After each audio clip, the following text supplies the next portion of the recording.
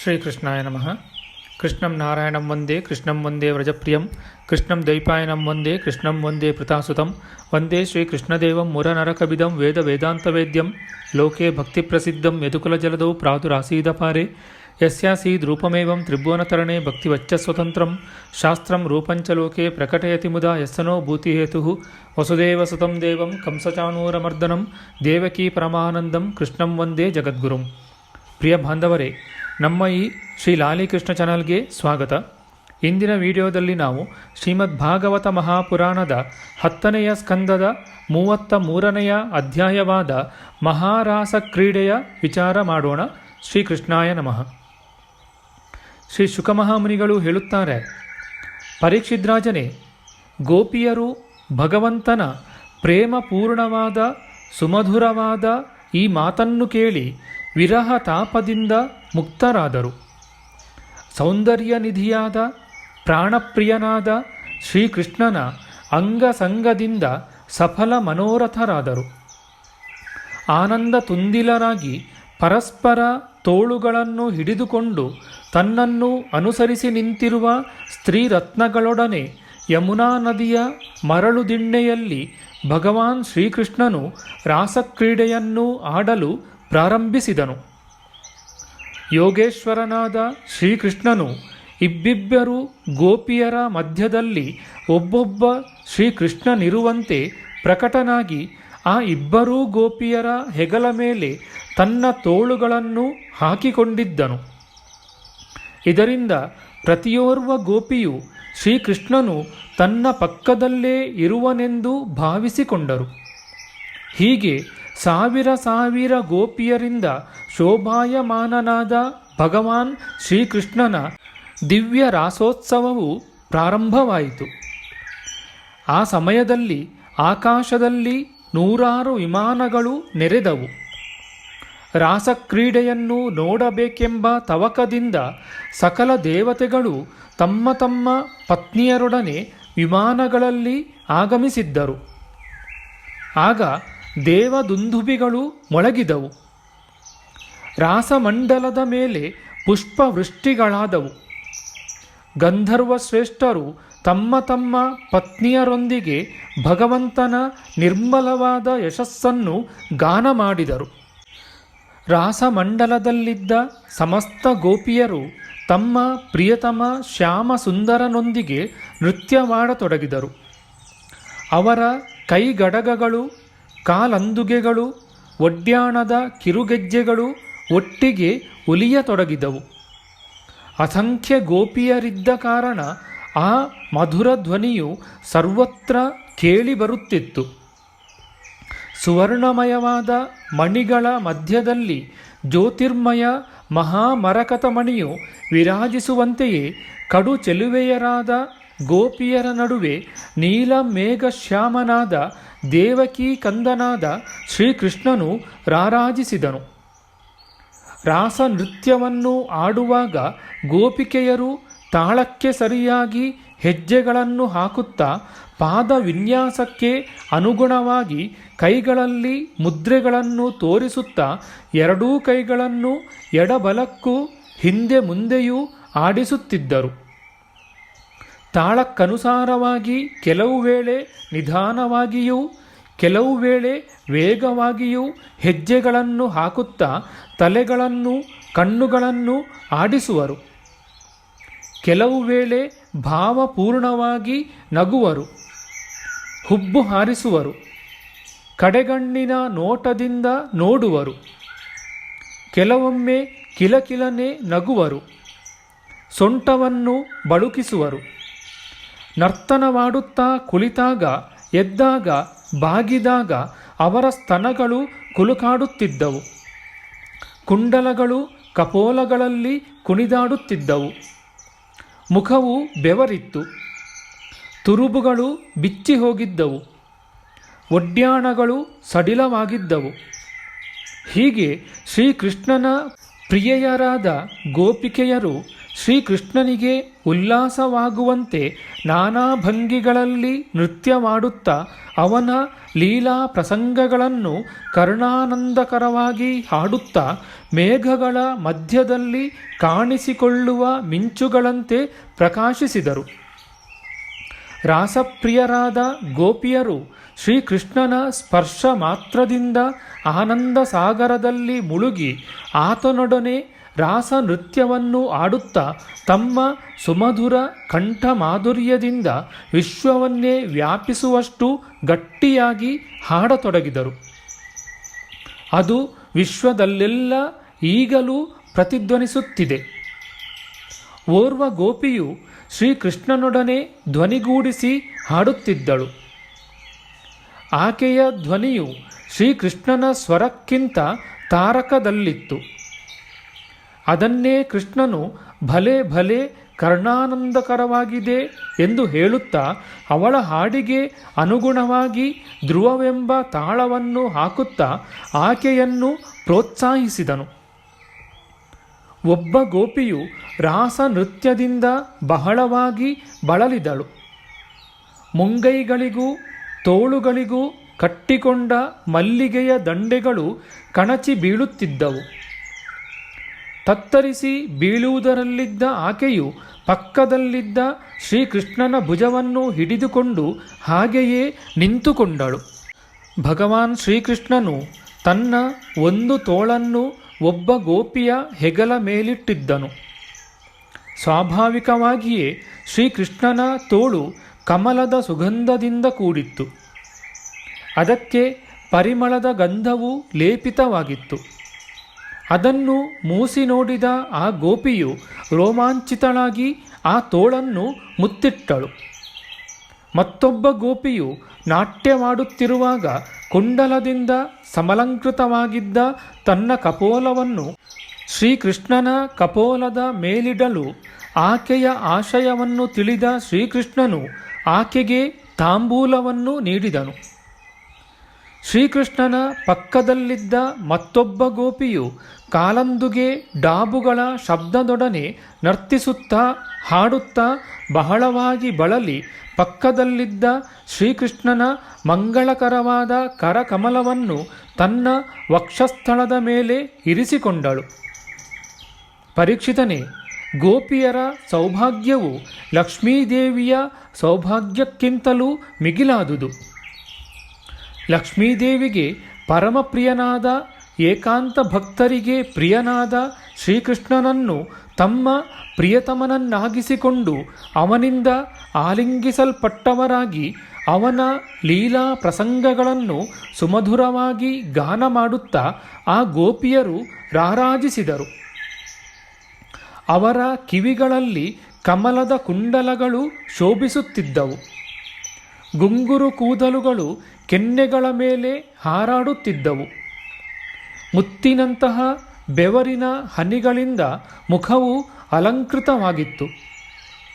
ಅವರು ರಾಸಮಂಡಲದಲ್ಲಿ ಶ್ರೀಕೃಷ್ಣನೊಡನೆ ನರ್ತನ ಮಾಡುವಾಗ ಅವರ ಕಡಗ ಕಂಕಣಗಳು ಧ್ವನಿ ಮಾಡುತ್ತಿದ್ದವು. ಅವರ ಸ್ವರ ತಾಳಕ್ಕೆ ಸರಿಯಾಗಿ ದುಂಬಿಗಳು ಝೇಂಕರಿಸುತ್ತಿದ್ದವು.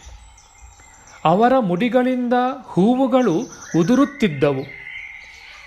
ಪರೀಕ್ಷಿತನೇ, ಬಾಲಕನು ಕನ್ನಡಿಯಲ್ಲಿ ಕಾಣುವ ತನ್ನ ಪ್ರತಿಬಿಂಬದೊಡನೆ ನಿರ್ವಿಕಾರ ಭಾವದಿಂದ ಆಡುವಂತೆ ರಮಾರಮಣ ಭಗವಾನ್ ಶ್ರೀಕೃಷ್ಣನು ತನ್ನ ಪ್ರತಿಬಿಂಬ ರೂಪರಾದ ಗೋಪಿಯರೊಡನೆ ನಿರ್ವಿಕಾರ ಭಾವದಿಂದ ಆಲಿಂಗನ, ಹಸ್ತಸ್ಪರ್ಶ, ಪ್ರೇಮಾವಲೋಕನ, ಕಿರುನಗೆ, ಕುಡಿನೋಟ ಇತ್ಯಾದಿಗಳಿಂದ ಕ್ರೀಡಿಸುತ್ತಿದ್ದನು. ಪರೀಕ್ಷಿತರಾಜನೇ, ಭಗವಾನ್ ಶ್ರೀಕೃಷ್ಣನ ಅಂಗಸ್ಪರ್ಶವನ್ನು ಪಡೆದ ಗೋಪಿಕೆಯರು ಪ್ರೇಮಾನಂದದಿಂದ ವಿಹ್ವಲರಾಗಿದ್ದರು. ಕೂದಲು ಕೆದರಿದ್ದವು. ಹೂವಿನ ಹಾರಗಳು ಹರಿದಿದ್ದವು. ಒಡವೆಗಳು ಅಸ್ತವ್ಯಸ್ತವಾಗಿದ್ದವು. ಇವುಗಳನ್ನು ಸರಿಪಡಿಸಿಕೊಳ್ಳಲೂ ಕೂಡ ಅವರಿಂದ ಸಾಧ್ಯವಾಗಲಿಲ್ಲ. ಭಗವಾನ್ ಶ್ರೀಕೃಷ್ಣನ ಈ ರಾಸಕ್ರೀಡೆಯನ್ನು ನೋಡಿದ ದೇವತಾ ಸ್ತ್ರೀಯರು ಈ ಗೋಪಿಯರಂತೆ ಭಗವಂತನಲ್ಲಿ ಸೇರಬೇಕೆಂಬ ಆಕಾಂಕ್ಷೆಯಿಂದ ಮೋಹಿತರಾದರು. ಹಾಗೆಯೇ ಗ್ರಹ ನಕ್ಷತ್ರ ತಾರೆಗಳಿಂದ ಕೂಡಿದ ಚಂದ್ರನೂ ಅಚ್ಚರಿಗೊಂಡನು. ಪರೀಕ್ಷಿತನೇ, ಭಗವಾನ್ ಶ್ರೀಕೃಷ್ಣನು ಆತ್ಮಾರಾಮನಾಗಿದ್ದರೂ ಅಲ್ಲಿ ಎಷ್ಟು ಮಂದಿ ಗೋಪಿಯರಿದ್ದರೋ ಅಷ್ಟೇ ಸಂಖ್ಯೆಯಲ್ಲಿ ತನ್ನ ಪ್ರತಿರೂಪಗಳನ್ನು ಸೃಷ್ಟಿಸಿ ಪ್ರತಿಯೊಬ್ಬಳೊಡನೆಯೂ ಲೀಲಾ ವಿನೋದದಿಂದ ವಿಹರಿಸಿದನು. ಬಹಳ ಹೊತ್ತಿನವರೆಗೆ ನೃತ್ಯ ಗಾನ ವಿಹಾರದಿಂದ ಬಳಲಿದ ಗೋಪಿಯರ ಮುಖ ಕಮಲಗಳನ್ನು ಕರುಣಾಮಯನಾದ ಭಗವಾನ್ ಶ್ರೀಕೃಷ್ಣನು ಅತ್ಯಂತ ಪ್ರೀತಿಯಿಂದ ತನ್ನ ಸುಖಕರ ಕರಕಮಲದಿಂದ ನೇವರಿಸಿದನು. ಪರೀಕ್ಷಿತನೇ, ಭಗವಂತನ ಕರಸ್ಪರ್ಶದಿಂದ ಗೋಪಿಕೆಯರಿಗೆ ಪರಮಾನಂದವಾಯಿತು.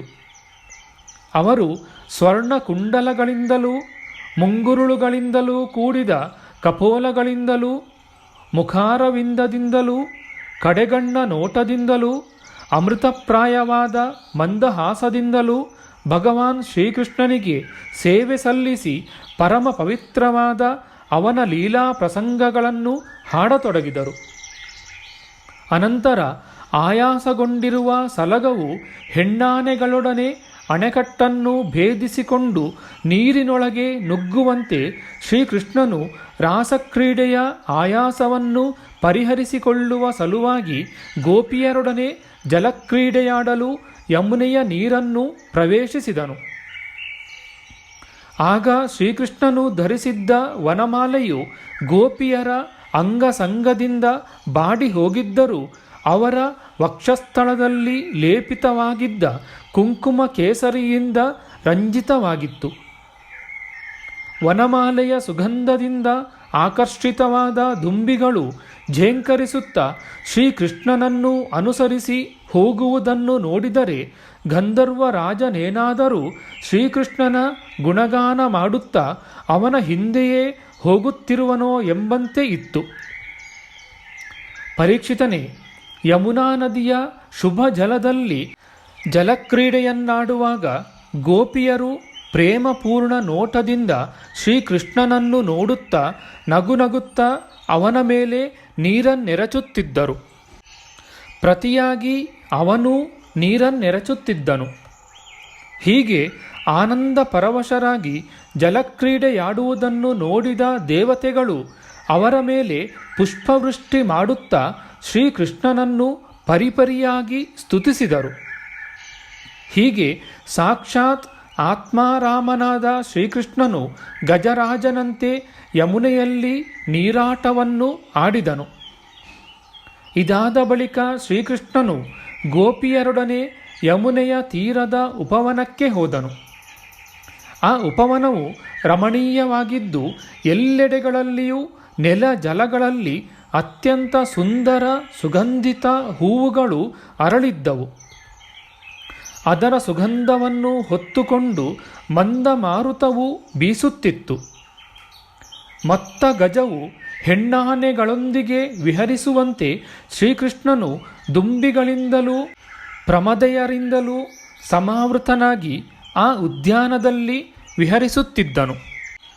ಪರೀಕ್ಷಿದ್ರಾಜನೇ, ಅನೇಕ ಶರದ್ರಾತ್ರಿಗಳು ಕೂಡಿಕೊಂಡಿವೆಯೋ ಎಂಬಂತೆ ಆ ರಾತ್ರಿಯು ಅತ್ಯಂತ ಶೋಭಾಯಮಾನವಾಗಿತ್ತು. ಎಲ್ಲೆಡೆಗಳಲ್ಲಿಯೂ ಚಂದ್ರನ ಬೆಳದಿಂಗಳು ಹಾಲು ಚೆಲ್ಲಿದಂತೆ ಪ್ರಕಾಶಮಾನವಾಗಿತ್ತು. ಕಾವ್ಯಗಳಲ್ಲಿ ಶರದೃತುವಿನ ಎಷ್ಟು ಬಗೆಯಾದ ವರ್ಣನೆ ಇದೆಯೋ ಆ ಎಲ್ಲ ಲಕ್ಷಣಗಳಿಂದ ಅದು ಕೂಡಿಕೊಂಡಿತ್ತು. ಅಂತಹ ಮಂಗಳಮಯ ರಾತ್ರಿಯಲ್ಲಿ ಭಗವಾನ್ ಶ್ರೀಕೃಷ್ಣನು ತನ್ನ ಪ್ರೇಯಸಿಯರಾದ ಗೋಪಿಕೆಯರೊಡನೆ ಯಮುನೆಯ ಯಮುನೆಯಲ್ಲಿ ಹಾಗೂ ತೀರದ ಉಪವನಗಳಲ್ಲಿಯೂ ಯಥೇಚ್ಛವಾಗಿ ವಿಹರಿಸಿದನು. ಸತ್ಯ ಸಂಕಲ್ಪನಾದ ಭಗವಾನ್ ಶ್ರೀಕೃಷ್ಣನು ತೋರಿದ ಈ ಲೀಲೆಯು ಚಿನ್ಮಯವಾದುದು. ಪರೀಕ್ಷಿದ್ರಾಜನು ಕೇಳಿದನು, ಪೂಜ್ಯರೇ, ಭಗವಾನ್ ಶ್ರೀಕೃಷ್ಣನು ಸಮಸ್ತ ಜಗತ್ತಿಗೆ ಏಕಮಾತ್ರ ಸ್ವಾಮಿಯು. ಅವನು ತನ್ನ ಅಂಶನಾದ ಬಲರಾಮನೊಂದಿಗೆ ಪೂರ್ಣ ರೂಪದಿಂದ ಅವತರಿಸಿದ್ದನು. ಅವನ ಅವತಾರದ ಉದ್ದೇಶವು ಧರ್ಮದ ಸ್ಥಾಪನೆ ಮತ್ತು ಅಧರ್ಮದ ನಾಶಕ್ಕಾಗಿಯೇ ಆಗಿತ್ತು. ಬ್ರಾಹ್ಮಣೋತ್ತಮರೇ, ಅವನು ಧರ್ಮದ ಮರ್ಯಾದೆಯನ್ನು ಉಪದೇಶಿಸುವವನು, ರಕ್ಷಿಸುವವನು, ಪಾಲಿಸುವವನು ಆಗಿದ್ದನು. ಹಾಗಿರುವಾಗ ಅವನು ಧರ್ಮಕ್ಕೆ ವಿರೋಧವಾದ ಪರಸ್ತ್ರೀಯರನ್ನು ಹೇಗೆ ಸ್ಪರ್ಶಿಸಿದನು? ಭಗವಾನ್ ಶ್ರೀಕೃಷ್ಣನು ಪೂರ್ಣ ಕಾಮನಾಗಿದ್ದು ಅವನಿಗೆ ಯಾವುದೇ ವಸ್ತುವಿನ ಕಾಮನೆ ಇರಲಿಲ್ಲವೆಂಬುದು ನಾನು ಬಲ್ಲೆನು. ಹೀಗಿರುವಾಗಲೂ ಅವನು ಯಾವ ಅಭಿಪ್ರಾಯದಿಂದ ಈ ನಿಂದನೀಯವಾದ ಕಾರ್ಯವನ್ನು ಮಾಡಿದನು? ಸುವ್ರತರೇ, ಈ ನನ್ನ ಸಂದೇಹವನ್ನು ದಯಮಾಡಿ ಪರಿಹರಿಸಿರಿ. ಶ್ರೀ ಶುಕಮಹಾಮುನಿಗಳು ಹೇಳಿದರು, ಸೂರ್ಯ, ಅಗ್ನಿ ಮೊದಲಾದ ಮಹಾಪ್ರಭಾವವುಳ್ಳವರು ಕೆಲವೊಮ್ಮೆ ಧರ್ಮದ ಉಲ್ಲಂಘನೆ ಮತ್ತು ಸಾಹಸದ ಕಾರ್ಯವನ್ನು ಮಾಡುವುದನ್ನು ನೋಡುತ್ತೇವೆ. ಆದರೆ ಆ ಕರ್ಮಗಳಿಂದ ಅಂತಹ ತೇಜಸ್ವಿ ಪುರುಷರಿಗೆ ಯಾವುದೇ ದೋಷವೂ ಉಂಟಾಗುವುದಿಲ್ಲ. ಅಗ್ನಿಯು ಸರ್ವಭಕ್ಷಕನಾಗಿದ್ದರೂ ಆ ಪದಾರ್ಥಗಳ ದೋಷಗಳಿಂದ ಲಿಪ್ತನಾಗುವುದಿಲ್ಲ. ಇಂತಹ ಸಾಮರ್ಥ್ಯವಿಲ್ಲದವರು ಅಂತಹ ಧರ್ಮೋಲ್ಲಂಘನೆಯ ಮಾತನ್ನು ಮನಸ್ಸಿನಲ್ಲಿಯೂ ಯೋಚಿಸಬಾರದು. ಶರೀರದಿಂದ ಮಾಡುವುದು ದೂರ ಉಳಿಯಿತು. ಮೂರ್ಖತೆಯಿಂದ ಹಾಗೇನಾದರೂ ಮಾಡಿಬಿಟ್ಟರೆ ಅವರ ನಾಶವು ನಿಶ್ಚಯವು. ಭಗವಾನ್ ಶಂಕರನು ಹಾಲಾಹಲವನ್ನು ಕುಡಿದಿದ್ದನು ಎಂದು ಬೇರೆ ಯಾರಾದರೂ ಕುಡಿದರೆ ಸುಟ್ಟು ಭಸ್ಮರಾಗಿ ಹೋದಾರು. ಅದಕ್ಕಾಗಿ ಶಂಕರರಂತಹ ಜಗದೀಶ್ವರರ ವಚನಗಳನ್ನು ಸತ್ಯವೆಂದು ತಿಳಿದು ಅದಕ್ಕನುಸಾರವಾಗಿ ಆಚರಿಸಬೇಕು. ಅವರ ಆಚರಣೆಗಳ ಅನುಕರಣೆಗಳನ್ನು ಕೆಲವೊಮ್ಮೆ ಮಾತ್ರ ಮಾಡಲಾಗುತ್ತದೆ. ಆದುದರಿಂದ ಬುದ್ಧಿವಂತರಾದವರು ಅವರ ಆಚರಣೆಯು ಅವರ ಉಪದೇಶಕ್ಕನುಕೂಲವಾಗಿದ್ದರೆ ಅದನ್ನು ಜೀವನದಲ್ಲಿ ಅನುಷ್ಠಾನಕ್ಕೆ ತರಬೇಕು. ಪರೀಕ್ಷಿತನೇ, ಅಂತಹ ಸರ್ವಸಮರ್ಥ ಪುರುಷರು ಅಹಂಕಾರ ರಹಿತರಾಗಿರುತ್ತಾರೆ. ಶುಭಕರ್ಮ ಮಾಡುವುದರಲ್ಲಿ ಅವರಿಗೆ ಯಾವುದೇ ಪ್ರಾಪಂಚಿಕ ಸ್ವಾರ್ಥ ಇರುವುದಿಲ್ಲ ಹಾಗೂ ಅಶುಭ ಕರ್ಮ ಮಾಡುವುದರಲ್ಲಿ ಅನರ್ಥ ಉಂಟಾಗುವುದಿಲ್ಲ. ಅವರು ಸ್ವಾರ್ಥ ಮತ್ತು ಅನರ್ಥಗಳನ್ನು ಮೀರಿ ಇರುತ್ತಾರೆ. ಇಂತಹವರ ಸಂಬಂಧದಲ್ಲೇ ಹೀಗಿದ್ದರೆ ಪಶು, ಪಕ್ಷಿ, ಮನುಷ್ಯರು, ದೇವತೆಗಳು ಮುಂತಾದ ಸಮಸ್ತ ಚರಾಚರ ಜೀವರ ಏಕಮಾತ್ರ ಸ್ವಾಮಿಯಾದ ಸರ್ವೇಶ್ವರ ಭಗವಂತನ ವಿಷಯದಲ್ಲಿ ಮಾನವೀಯ ಶುಭ ಅಶುಭಗಳ ಸಂಬಂಧವನ್ನು ಹೇಗೆ ಜೋಡಿಸಲಾಗುತ್ತದೆ? ಭಕ್ತಜನರು ಪರಮಾತ್ಮನ ಪಾದ ಪಂಕಜಗಳ ಧೂಳಿನ ಸೇವನೆಯಿಂದ ತೃಪ್ತರಾಗುತ್ತಾರೆ. ಯೋಗಿಗಳು ಅವನನ್ನೇ ಧ್ಯಾನಿಸುತ್ತಾ ಯೋಗದ ಪ್ರಭಾವದಿಂದ ಸಮಸ್ತವಾದ ಕರ್ಮ ಬಂಧನಗಳಿಂದಲೂ ಮುಕ್ತರಾಗುತ್ತಾರೆ. ಜ್ಞಾನಿಗಳಾದ ಮುನಿಗಳೂ ಕೂಡ ಪರಬ್ರಹ್ಮ ತತ್ವವನ್ನೇ ವಿಚಾರ ಮಾಡುತ್ತಾ ತದಾತ್ಮ್ಯವನ್ನು ಹೊಂದಿ ಸಮಸ್ತ ಕರ್ಮ ಬಂಧನಗಳಿಂದಲೂ ಮುಕ್ತರಾಗಿ ಸ್ವೇಚ್ಛೆಯಿಂದ ಸಂಚರಿಸುತ್ತಾರೆ. ಅಂತಹ ಭಗವಂತನೇ ತನ್ನ ಭಕ್ತರ ಇಚ್ಛೆಯಿಂದ ತನ್ನ ಚಿನ್ಮಯ ಶ್ರೀ ವಿಗ್ರಹವನ್ನು ಪ್ರಕಟಿಸುವನು. ಅಂತಹ ಪರಬ್ರಹ್ಮ ಪರಮಾತ್ಮನಿಗೆ ಕರ್ಮ ಬಂಧನದ ಕಲ್ಪನೆಯಾದರೂ ಹೇಗಿದ್ದೀತು? ಗೋಪಿಯರ ಗಂಡಂದಿರಲ್ಲಿ ಮತ್ತು ಸಮಸ್ತ ಶರೀರಧಾರಿಗಳಲ್ಲಿಯೂ ಅಂತರ್ಯಾಮಿಯಾಗಿರುವ ಪರಮಾತ್ಮನೇ ಸರ್ವಸಾಕ್ಷಿಯೂ ಪರಮಪತಿಯೂ ಆಗಿದ್ದಾನೆ. ಅವನೇ ಶ್ರೀಕೃಷ್ಣನ ರೂಪದಲ್ಲಿ ದಿವ್ಯ ಮಂಗಳ ರೂಪವನ್ನು ಧರಿಸಿ ತನ್ನ ದಿವ್ಯವಾದ ಲೀಲೆಗಳನ್ನು ತೋರಿಸುತ್ತಿದ್ದಾನೆ. ಭಗವಂತನು ಜೀವರ ಮೇಲೆ ಕೃಪೆ ದೋರಲೆಂದೇ ತಾನು ಮನುಷ್ಯ ರೂಪದಿಂದ ಪ್ರಕಟನಾಗಿ ಇಂತಹ ಲೀಲೆಗಳನ್ನು ನಡೆಸುತ್ತಾನೆ. ಇವುಗಳನ್ನು ಶ್ರವಣಿಸಿ ಮನುಷ್ಯನು ಭಗವತ್ಪರಾಯಣನಾಗಲೆಂದೇ ಲೀಲೆಗಳನ್ನು ತೋರುವನು. ವ್ರಜವಾಸಿಗಳಾದ ಗೋಪರು ಭಗವಾನ್ ಶ್ರೀಕೃಷ್ಣನಲ್ಲಿ ಸ್ವಲ್ಪವೂ ದೋಷಬುದ್ಧಿ ತಳೆದಿರಲಿಲ್ಲ. ಅವರೆಲ್ಲರೂ ಅವನ ಯೋಗ ಮಾಯೆಯಿಂದ ಮೋಹಿತರಾಗಿ ತಮ್ಮ ಪತ್ನಿಯರು ತಮ್ಮ ಬಳಿಯಲ್ಲೇ ಇದ್ದರೆಂದು ಭಾವಿಸಿಕೊಂಡಿದ್ದರು. ಹೀಗೆ ರಾಸಕ್ರೀಡೆ ಜಲಕ್ರೀಡೆಗಳಿಂದ ರಾತ್ರಿ ಎಲ್ಲವೂ ಕಳೆದು ಬ್ರಾಹ್ಮ ಮುಹೂರ್ತವೂ ಉದಯಿಸಿತು. ಗೋಪಿಯರಿಗೆ ತಮ್ಮ ಮನೆಗೆ ಮರಳಲು ಇಚ್ಛೆ ಇಲ್ಲದಿದ್ದರೂ ಭಗವಾನ್ ಶ್ರೀಕೃಷ್ಣನ ಆಜ್ಞೆಯಿಂದ ಅವರು ತಮ್ಮ ತಮ್ಮ ಮನೆಗಳಿಗೆ ತೆರಳಿದರು. ಏಕೆಂದರೆ ತಮ್ಮ ಪ್ರತಿಯೊಂದು ವರ್ತನೆಯಿಂದ ಸಂಕಲ್ಪದಿಂದ ಕೇವಲ ಭಗವಂತನನ್ನು ಸಂತೋಷಪಡಿಸುವುದನ್ನೇ ಬಯಸುತ್ತಿದ್ದರು. ಪರೀಕ್ಷಿತನೇ, ಯಾವ ಧೀರರು ವ್ರಜ ಯುವತಿಯರೊಂದಿಗೆ ಭಗವಾನ್ ಶ್ರೀಕೃಷ್ಣನು ನಡೆಸಿದ ಈ ಚಿನ್ಮಯ ರಾಸವಿಲಾಸವನ್ನು ಶ್ರದ್ಧೆಯಿಂದ ಪದೇ ಪದೇ ಕೇಳುವನೋ ಕೀರ್ತಿಸುವನೋ ಅವರಿಗೆ ಭಗವಂತನ ಚರಣಗಳಲ್ಲಿ ಪರಾಭಕ್ತಿಯು ಉಂಟಾಗಿ ಅವರು ಅತ್ಯಂತ ಶೀಘ್ರವಾಗಿ ತಮ್ಮ ಹೃದಯದ ರೋಗದಿಂದ ಕಾಮವಿಕಾರದಿಂದ ಬಿಡುಗಡೆ ಹೊಂದುವರು. ಇತಿ ಶ್ರೀಮದ್ಭಾಗವತೆ ಮಹಾಪುರಾಣೆ ಪಾರಮಹಂಸ್ಯಾಂ ಸಂಹಿತಾಯಾಂ ದಶಮಸ್ಕಂದೆ ಪೂರ್ವಾರ್ಧೆ ರಾಸಕ್ರೀಡಾವರ್ಣನಂ ನಾಮ ತ್ರಯತ್ರಿಂಶೋಧ್ಯಾಯಃ. ನಮ್ಮ ಮುಂದಿನ ವಿಡಿಯೋದಲ್ಲಿ ನಾವು ಶ್ರೀಮದ್ಭಾಗವತ ಮಹಾಪುರಾಣದ 10ನೆಯ ಸ್ಕಂದದ 34ನೆಯ ಅಧ್ಯಾಯವಾದ ಸುದರ್ಶನ ಮತ್ತು ಶಂಖಚೂಡರ ಉದ್ಧಾರದ ವಿಚಾರ ಮಾಡೋಣ. ಆಧ್ಯಾತ್ಮಿಕ ಚರ್ಚೆ ಮತ್ತು ವಿಚಾರ ವಿನಿಮಯಕ್ಕಾಗಿ ಶುರು ಮಾಡಿದ ಈ ಚಾನಲ್ನಲ್ಲಿ ನಾವು ಅಪ್ಲೋಡ್ ಮಾಡುವ ಎಲ್ಲ ವಿಡಿಯೋಗಳನ್ನು ಸಂಪೂರ್ಣವಾಗಿ ನೋಡಿ ನಿಮ್ಮ ಸಲಹೆಗಳನ್ನು ಕಮೆಂಟ್ ಬಾಕ್ಸ್ನಲ್ಲಿ ಬರೆಯಿರಿ. ದಯವಿಟ್ಟು ಈ ಚಾನಲ್ಗೆ ಸಬ್ಸ್ಕ್ರೈಬ್ ಮಾಡಿ ಹಾಗೂ ಬೆಲ್ ಬಟನನ್ನು ಒತ್ತಿ ನಾವು ಹಾಕುವ ಎಲ್ಲ ವಿಡಿಯೋಗಳನ್ನು ನೋಡಿ ಪ್ರೋತ್ಸಾಹಿಸಿ. ಕೃಷ್ಣಂ ನಾರಾಯಣಂ ವಂದೇ ಕೃಷ್ಣಂ ವಂದೇ ವ್ರಜಪ್ರಿಯಂ ಕೃಷ್ಣಂ ದ್ವೈಪಾಯನಂ ವಂದೇ ಕೃಷ್ಣಂ ವಂದೇ ಪೃಥಾಸುತಂ. ಶ್ರೀಕೃಷ್ಣಾಯ ನಮಃ.